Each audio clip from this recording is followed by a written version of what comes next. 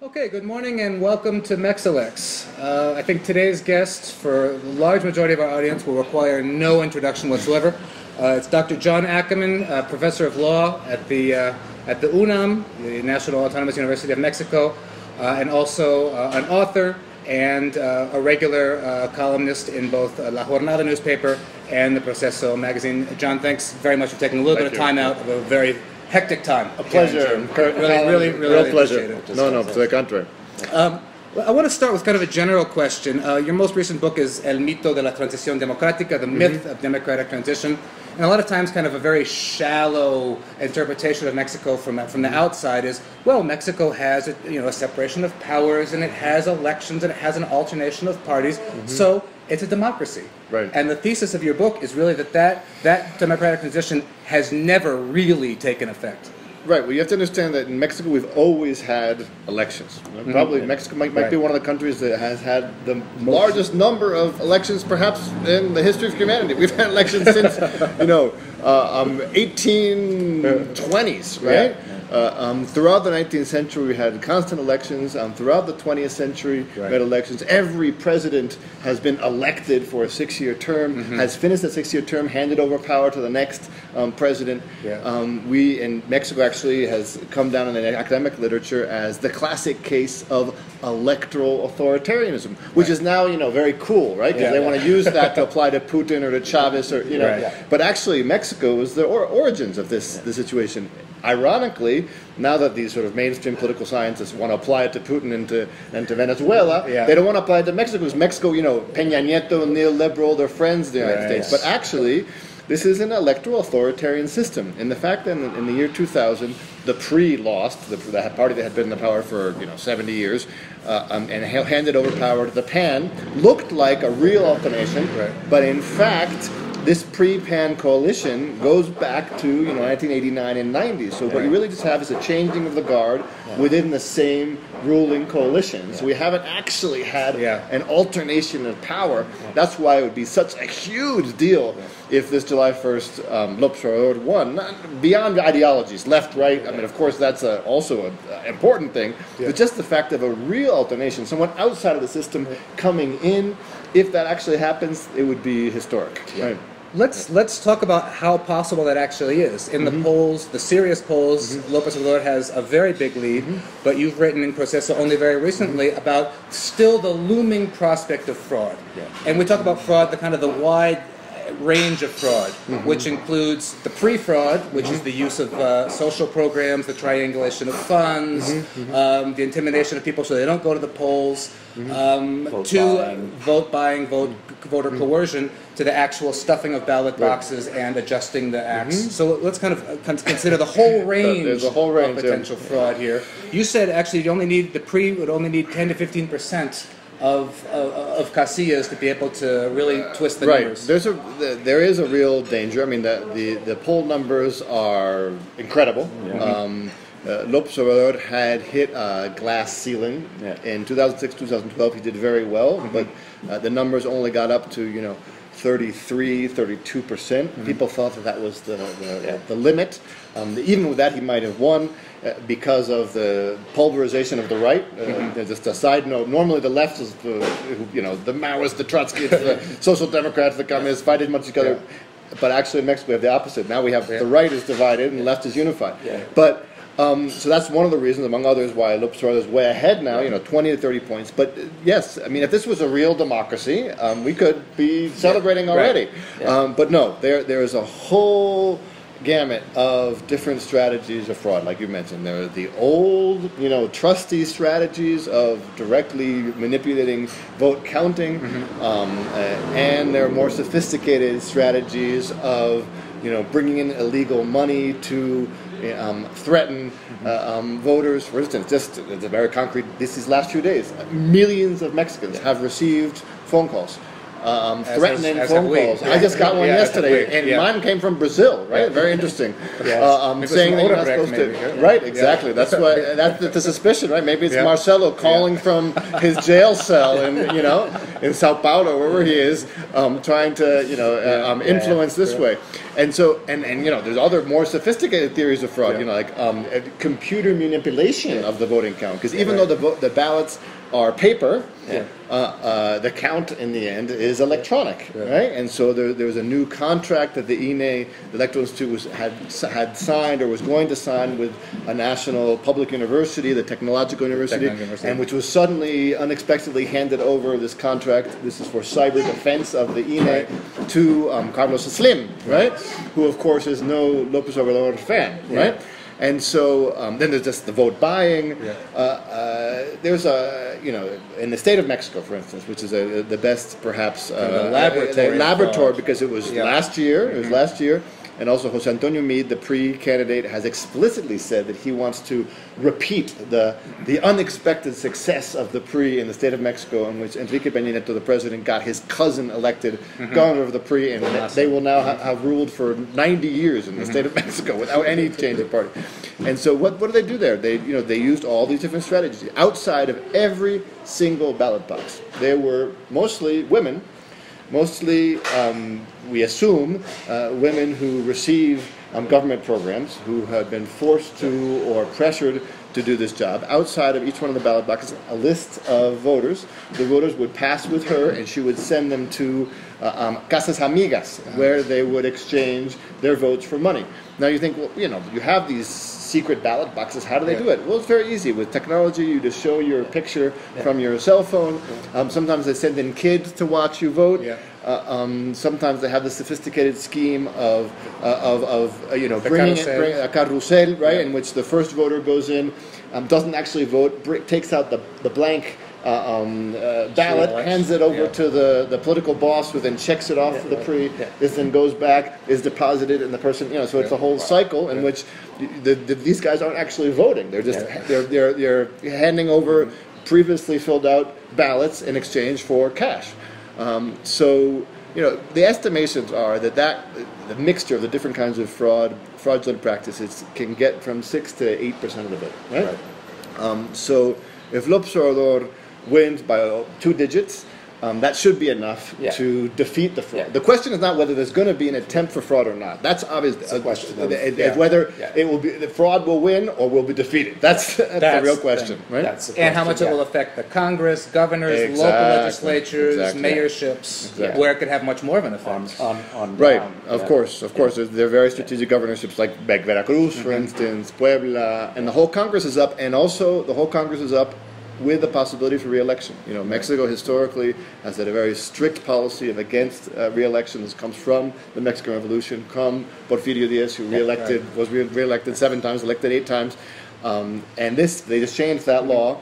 And so all of the members of the Senate and the Chamber of Deputies are going to be able to be re-elected. The Senate's 1 time, the Chamber of Deputies 3 times, so they can stay for 12 years. So we're actually, this is a major political configuration which is going to be established on July 1st. So we'll see what happens. And I mean, one of the things that we've observed that in a sense is pretty obvious, that the lead of López Obrador is so large because, the sort of collective wisdom of Mexicans have realized that it has to be, in order to not be one of these little, differences of a few percentage points that's where the 6 to 8% can come into play.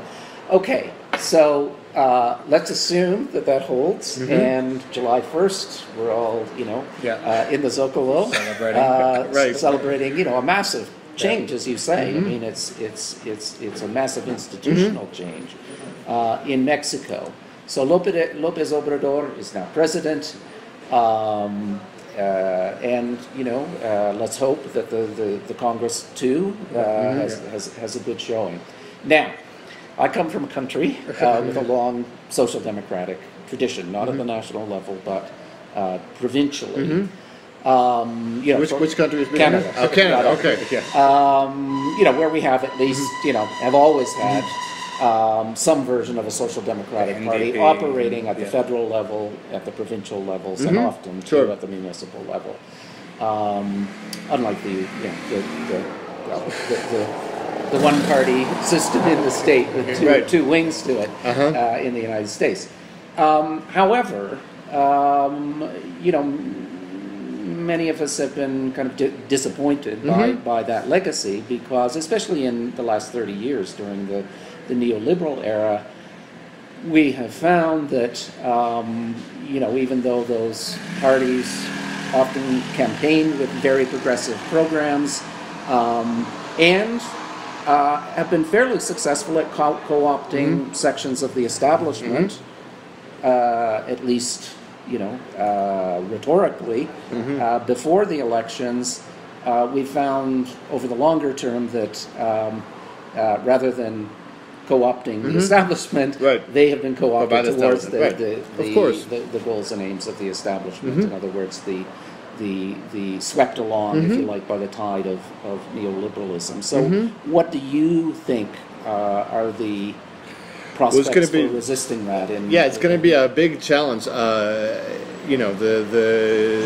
big difference, perhaps, is that the Mexican population, political culture in Mexico, I feel, people, with discussions about this with colleagues, but from what I have studied and I perceive, it seems to me that Mexican political culture is actually quite progressive in its foundations.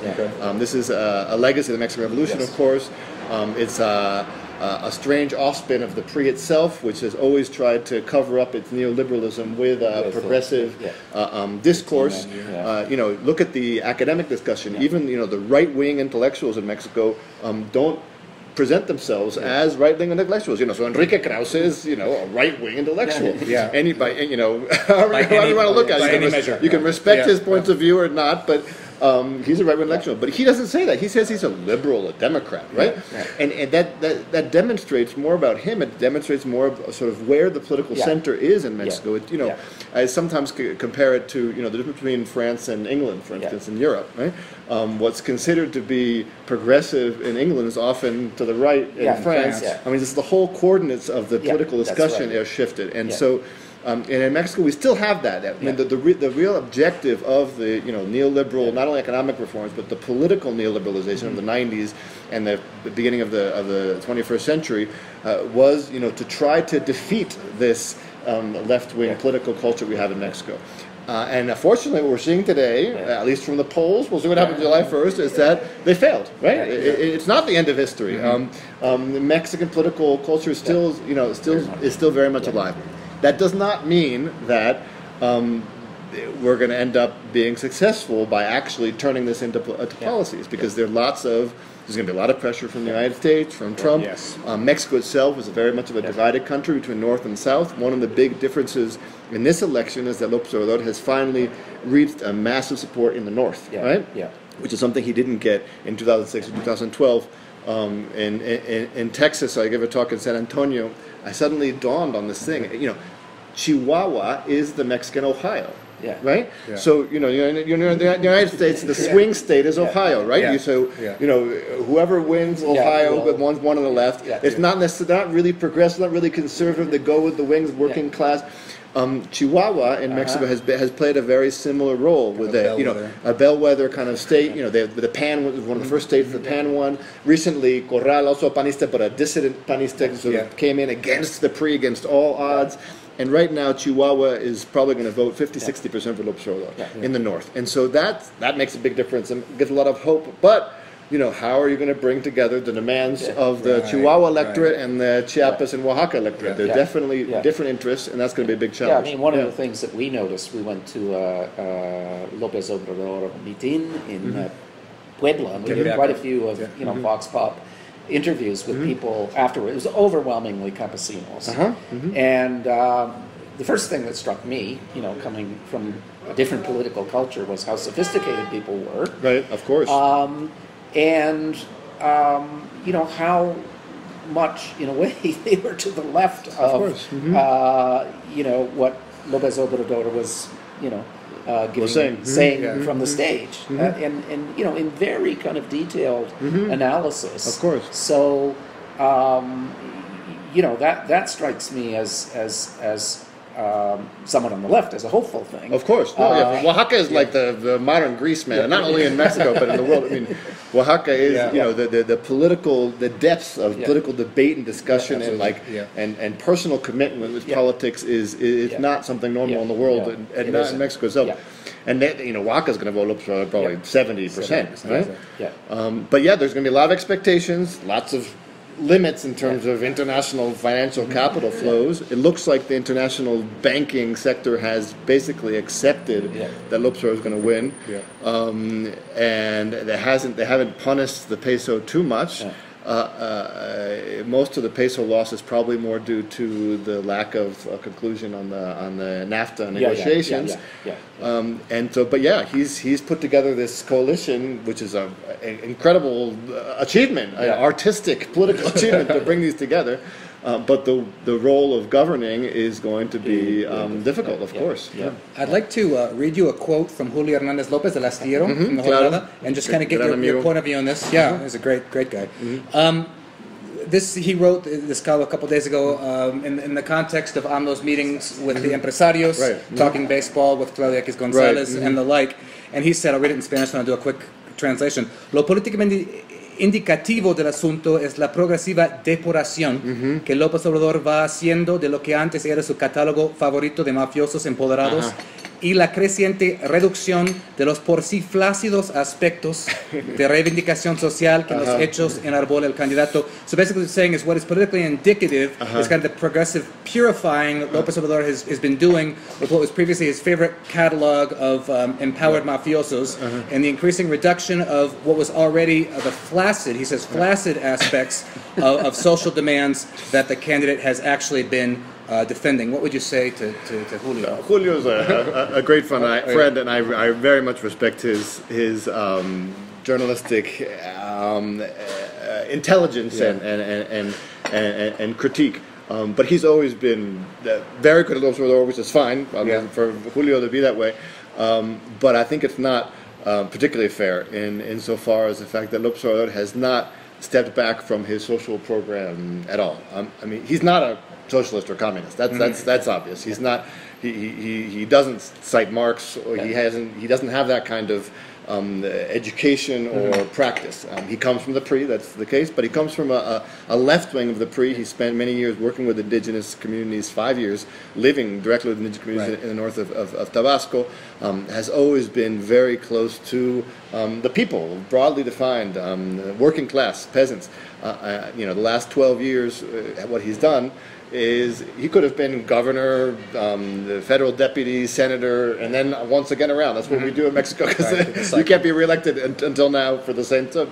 He could be in power and negotiating deals and making himself wealthy, but no, he's chosen to spend the last 12 years meeting, often very small meetings with very small groups of peasants, campesinos, workers, businessmen as well, throughout the entire country. If anything defines López Obrador, is first place his attack on corruption and honesty, and the other side is his social causes. I think actually this campaign, 2018, has been a good mix, a happy medium perhaps, between 2006 and 2012. I don't see this sort of progressive washing out of social demands. 2006 he was, very radical discursively. Once again, he was, for better or for worse, he never has identified himself as being sort of part of the Marxist left, right? But in 2006 he was much more radical in his confrontation with the oligarchs, right? Some of even called him kind of pre-Marxist. Could be, sure. In 2012, he went all the way to the side because of the bad press he had gotten from occupying reform. So in 2012, he declared that his agenda was the Republic of Love, right? And that was the central element of the campaign of 2012. Now he's actually come back towards the center, while also, stretching out his hand to the north and to businessmen which are new in the group, which, you know, businessmen always, but like, you know, powerful businessmen, they weren't there before. He's come back, for instance, he often mentions, you know, primero los pobres. The social agenda is very much in the center of his campaign. One of his central proposals is, for instance, helping the youth in the entire country. He wants to give between 2.5 and 3.5 million scholarships to kids so they could go to university or do apprenticeships in businesses that could work with government on that. And so I think the social agenda is not out of at all. There is an attempt to really demonstrate that what he wants is unity and not division, right? This has been the long tradition in Mexican politics for a long time. All presidents, I guess any country in the world, really, you know, you win the election, the first thing you do is, I was elected by a specific minority or majority, but I'm going to be president of all of Mexicans, right? That's the first thing that anybody says. In Mexico, it's particularly the case, you know. So Peña Nieto hypocritically established his Pacto for Mexico, right? Let's bring in the PAN, the PRD, in the cabinet he brought in Rosario Robles, total hypocrisy, but at least tried to pretend as if he was this sort of big tent kind of guy, right? López Obrador is doing that before, right? He, you know, so we have Gabriela Cuevas, we have Germán Martínez, the leading panistas, we have Barbosa, who's a perredista. We have these kinds of meetings with the businessmen, and so he's trying to, you know, really show that, you know, that he wants Morena to be a party that's not just of a small sector, but of Mexico itself, as a whole. Which, of course, once we get to governing, it's going to be difficult. But I don't think these kinds of meetings demonstrate, you know, our final proof, as Julio says, that López Obrador has just sort of given up on his social program. I think that's going too far. But, you know, Julio and I have a long-standing discussion on this. Can I ask you just a little follow-up on this? I mean, one of the things that's become, I'm just thinking as you're talking, you know, constraints, yes, internal, but also international and principally, you know, the Americans and which way they go. And, you know, it's become clear, at least over the last 4 or 5 years, that there's been a pattern emerging in Latin America of the so-called, you know, judicial coup. You can't take people out in the way that you did in Chile in '73. It's bad PR. It's bad PR. You know, people hate Americans if you do that kind of thing. So the idea then would be, okay, we'll accept that López Obrador takes the presidency, but we will so tie him up in judicial ropes and constraints that he essentially won't be able to govern. Especially if they get rid of the fuero, or the immunity. I mean, well, they haven't gone that far. That was more of a media stunt. Even the PRI itself stopped that in the Senate because they realized that they're probably the ones going to be most at risk for that. But the removal of immunity you're mentioning, But yes, of course. I mean, the Dilma case is you know right there as the new Pinochetazo is absolutely correct. That will be one of the major challenges. The Supreme Court today is just sort of filled to the top with political appointees from Calderón and Peña Nieto. There are, you know, 2 Supreme Court justices who actually have their own independent, intellectual, more liberal, progressive vision of the law. But that's a vast minority. There'll be a new Supreme Court justice who has to be appointed in November, just before the new president comes in. And it get, you know, every 2 or 3 years there's new appointments. But yeah, this will be a serious challenge. And, you know, they're going to try to force López Obrador to, you know, govern by decree, for instance, and that'll look bad. He'll look as if he's very authoritarian if he has to do it by decree. And so that'll be, but, you know, hey, if that is such a different scenario from what we've been living for the last 30 years, man. I mean, you know, Mexico has been left out of all of this kind of experimentation throughout Latin America. Whether you like Chavez or you like Bachelet or Lula or Funes or Mujica, López Obrador is none of them. But at least each country got a chance to sort of experiment with political ways of dealing with response to neoliberalism, and we just haven't had that. And so it's going to be fun in principle. I'd much rather have that kind of, you know, interinstitutional discussions than, you know, youth marches just being, you know, dispersed by water cannons and the jails being full of political prisoners, which is what the last 5 years have been, right? Yeah. Do you see the potential of a judicial coup from the Trife? You were an expert in this area. Well, that's but they can say, oh, López Obrador exceeded the spending limits, the election is annulled. That is the hidden plan B, right? Yeah. So if López Obrador, even if he defeats the fraud, if he doesn't also win by more than 5%, the new law on the books allows the Federal Electoral Tribunal to, with very low standards of evidence, annul an election. Right? So if López Obrador, is ahead by 3 or 4% on election day, don't get crazy about celebrations yet, because the Electoral Court has 2 months to review the evidence, and the evidence they can, I can easily imagine scenarios of random people saying, oh yeah, I gave $20 million to López Obrador, making up evidence. And based on that, they could annul the election. And the worst thing is that on the law in the book says that if you have your election annulled, in the re-election, the new election, you are prohibited from competing. So this would be a judicial coup even before he took power. So that is a hidden missile they have there, right? So that's why actually López Obrador needs to win by.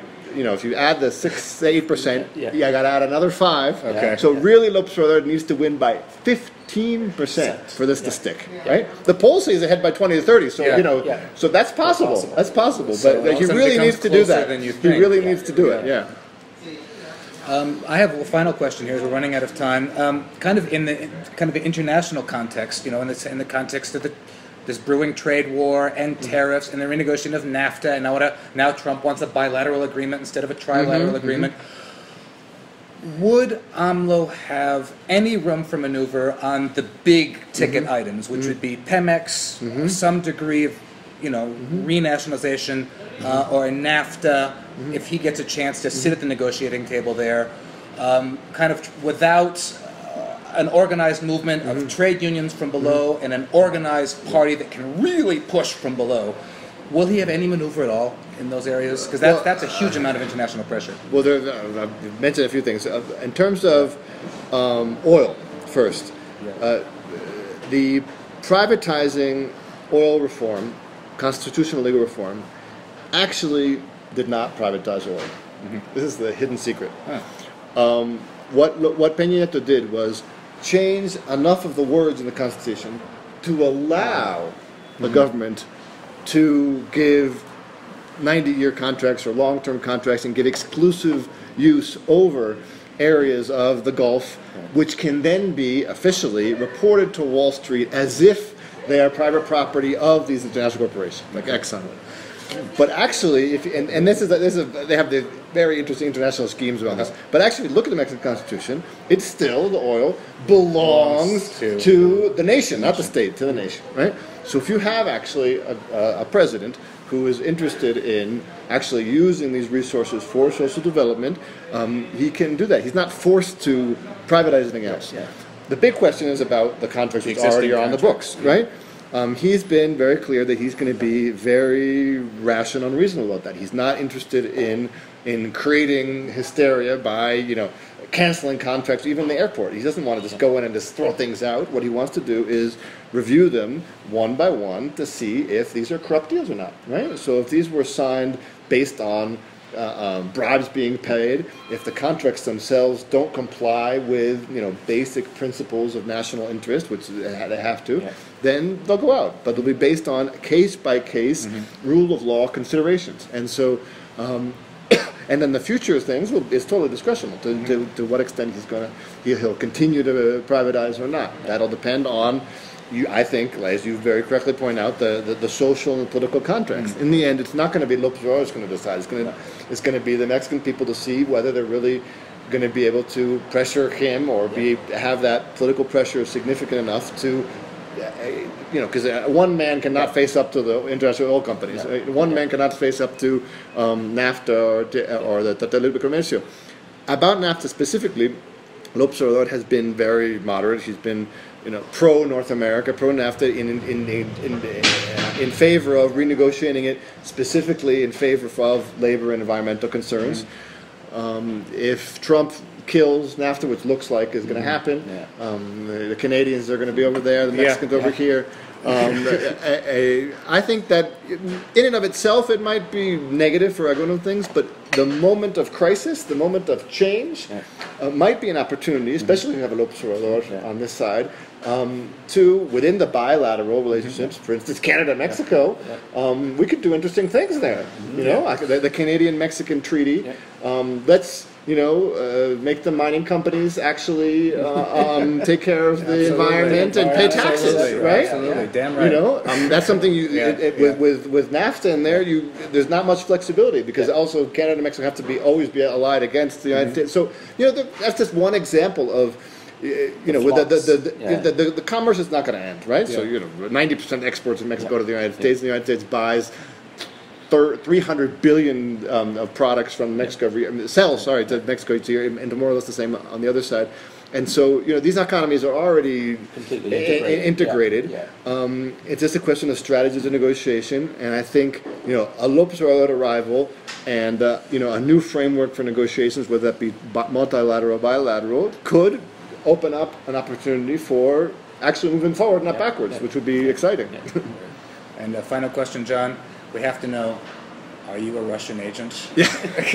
you have your capsules on Russia Today. Exactly. It's very suspicious. Very suspicious. It's really funny how that got out of control because there is actually a lot of media, internet manipulation going on, but it's coming from the anti-Obrador people. Exactly, the Cambridge Analytica kind of stuff. Well, I published this article in January in The Nation, which tries to respond to all these accusations, which are of course ridiculous. I'm not on the television. I have these little 2-minute capsules. And it's been fun, and it's been really important because we really do have censorship in Mexico. Only now, over the last month or two, all of a sudden they're inviting me back to the TV screen. I had been off for 6 years, literally. Wow. I had a TV show, a radio show. I have my written columns, but I was totally limited. Not just me, but a list of. It's the more benign side of the, you know, assassinations of journalists. The journalists. I'm not trying to make myself into a real victim, but yes, these last 5 or 6 years.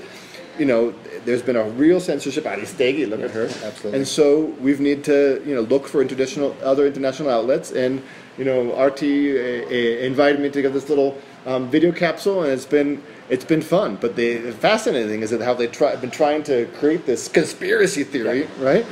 And it just goes to show how ignorant people are in the United States often, in Washington in particular, about what's actually happening on the ground in Mexico. Right? Kind of new McCarthyism, I mean, the hysteria. And of course, much of that is being pushed by the Democratic Party. Exactly. Sadly, these liberal hawks, right? So, right. Actually, the first article which you know started to attack me in that way was Shannon O'Neill. Right.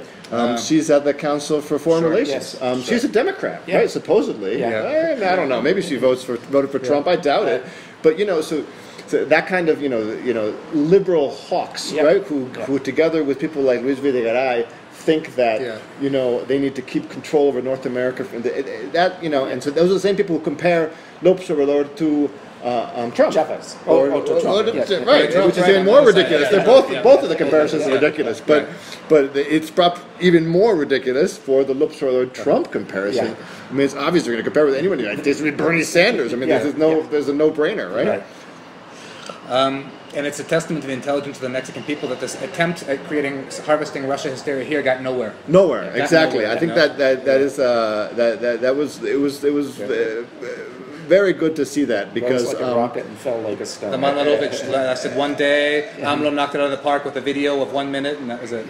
Exactly. I mean, the Cold War has not established itself, never established itself as strongly in Mexico, and that's once again speaks to this sort of more progressive, more open, multilateral political culture that we have in Mexico, which is the real base for the support of López Obrador, and which goes to show that if López Obrador is actually gets to the presidency, it's not just due to him, but there's something deeper, historically, culturally happening here, which is exactly Oaxaca, which gives me great hope for the future of Mexico, much more the hope than the future of the United States, by the way. I agree with that. John, thank you so much. Thank you so much for coming. Thank you. No, it's a pleasure. A pleasure. Keep in touch.